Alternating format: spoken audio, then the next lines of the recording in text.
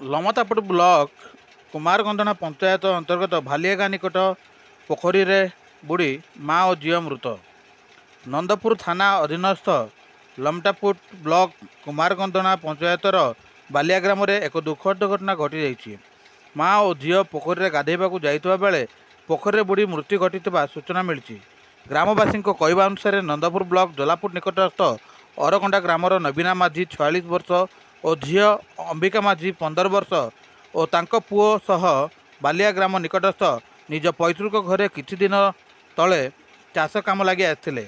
आज सकाळु दुहे चाष काम सारी निकटस्थ पोखरी को गाधोइबाकु जाइथिले। पोखरी रे गाधोइबा समय झील अंबिका बुड़ी जाइथिले और ताकू बचाइबाकु चेष्टा करिबा समय माँ नवीना मध्य बुड़ी जाइथिले। दुई को बुड़ीबा देखि तांको 10 वर्षर पुओ तुरंत गाँ लोकों को जणाइथिले।